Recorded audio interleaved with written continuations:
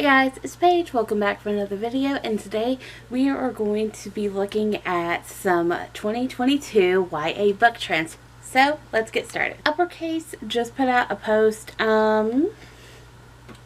like 18 hours ago as the time of this recording, and it says exciting YA book trends of 2022. I'm going to put it somewhere on the screen so that way you guys can follow along with me if you're not following Uppercase. I really liked them. They put out really great book recommendations, but this one is kind of new. I've not seen it before, so let's see what they say. The first slide that they have is Gothic, and they list Belladonna by Adeline Grace. I love Adeline Grace, so it's going to be amazing. I can already tell. A Forgery of Roses by Jessica S. Olson. I've never heard of her. Anatomy of a Love Story by Dana Schwartz, which, look at the cover. It's amazing. It looks like a heart, but it's a dress. And The Book of Living Secrets by Madeline Rowe. Rowe? I'm not sure if I'm pronouncing that right. But I like this. I like Gothic style stories. And I'm here for it. Next one that they list is Monsters. So they list Only a Monster by Vanessa Lynn. Monsters Born and Made by Tanvi Burwa? I don't know. And My Dearest Darkest by Kayla Cottingham. Monsters, you know, maybe it's the spooky season, but I am still here for it. I like monsters. I love monster stories, and if properly done, it's a great book. The next that we have is Cursebreakers. So I really love A Curse So Dark and Lonely. It got me onto the Cursebreaker trope. I'm on the street team. I like it. I like curse breaking. They list Violet Maid of Thorns by Gina Chen, Edgewood by Kristen Churchiarelli. I think she wrote The Last Namesake? The Last Name Sarah? The Last Name Sarah. Pretty sure. The Bone Spindle by Leslie Vetter, and Mirror Girls by Kelly McWilliams. Kelly McWilliams is a master at storytelling. She wrote Agnes at the End of the World, I believe is what it was called. It was a masterpiece, and I absolutely loved it to death.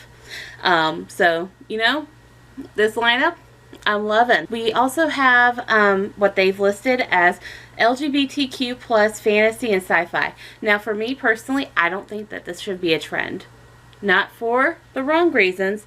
I think that it should always exist. There should always be books on the LGBTQIA plus spectrum that are coming out that are in all genres. Contemporary, romance, fantasy, sci-fi, dystopian, historical fiction, what have you. Every genre should have that, should have LGBTQIA rep consistently.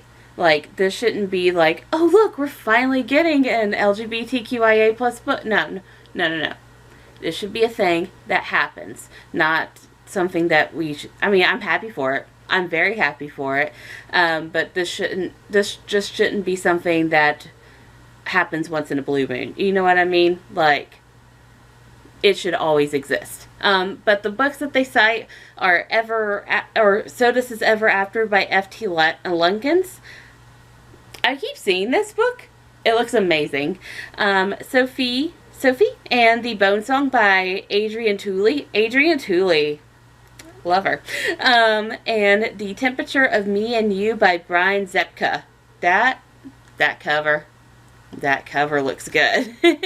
The next one is Retellings, and I have a whole shelf dedicated to Retellings.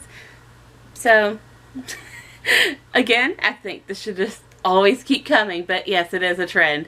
It's a good trend. I'm loving the trend. I don't think it should stop trend, but it's a trend. The ones that they have listed, which I don't know much about, The Storyteller by Catherine Williams. I like it. One for All, which by the cover kind of looks like a musketeer.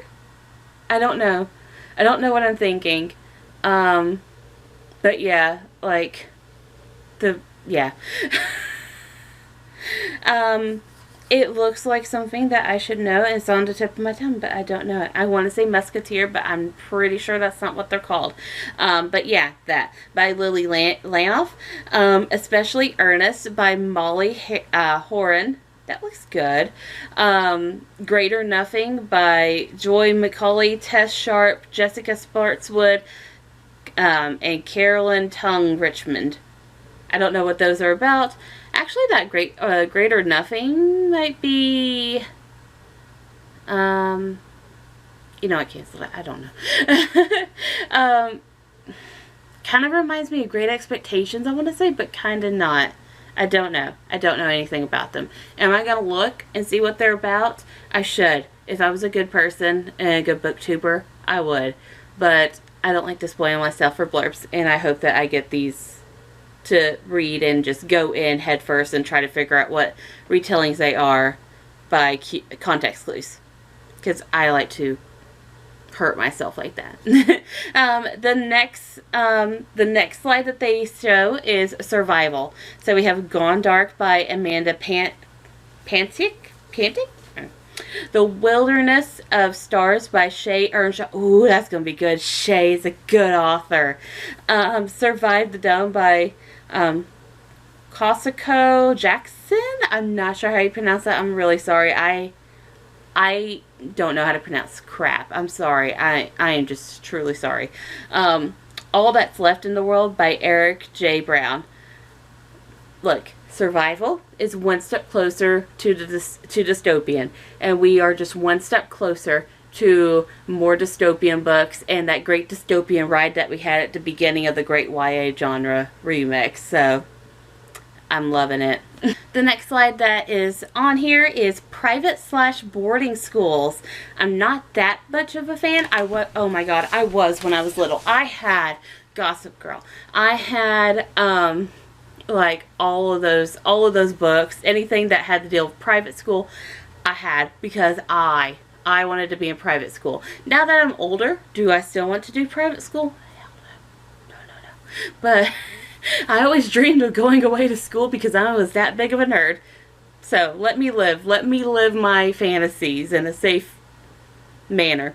But the ones that they have shown are This May End Badly by Samantha Markham, If You Could See the Sun by Anne Leong, The Chandler's Legacies by Abdi.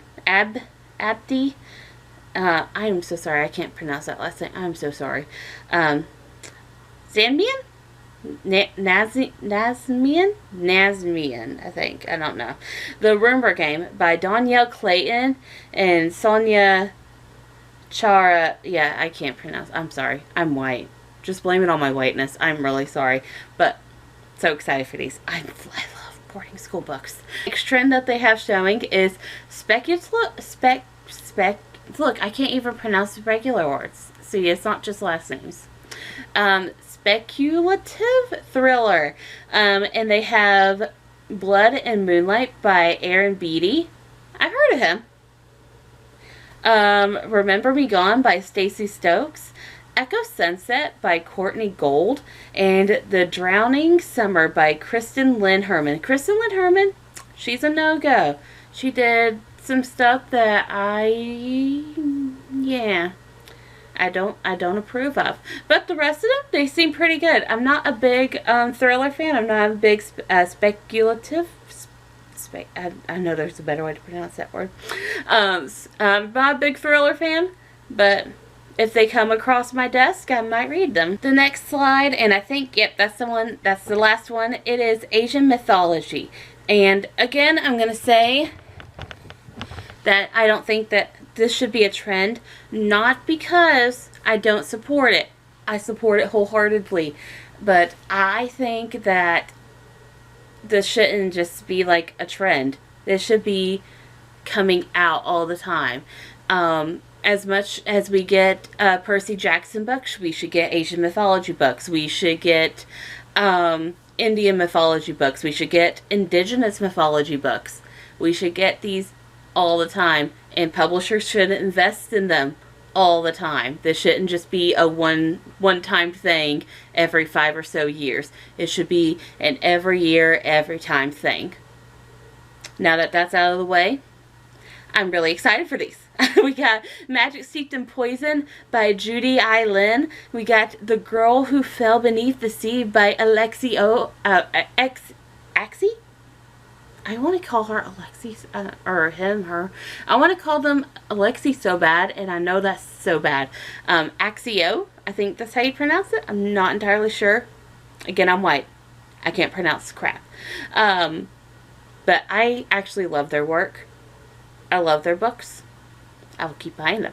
And The Daughter of the Moon Goddess by Sue Lynn Tan. That cover. Like, I'm going to put the, like, that cover. But those are the supposed trends for 2022. Overall, I like them. I think some of them that Uppercase included shouldn't be trends, not because I don't support them, but because they should just be available every year. Calling something a trend that deals with the LGBTQIA or with BIPOC books is not something that we should be normalizing. It should just be available year-round and available all the time for everyone. There shouldn't be any of this, we're only publishing this set for like so many months. Like, it should just be available year-round.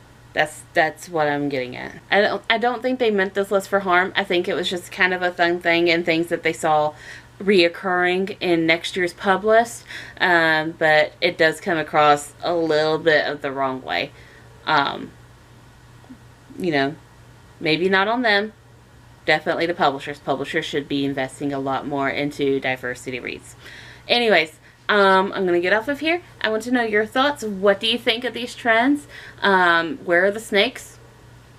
I missed the snakes. I didn't have enough snakes in 2019 on covers. You remember that trend? Snakes on bookcase, or snakes on book covers trend?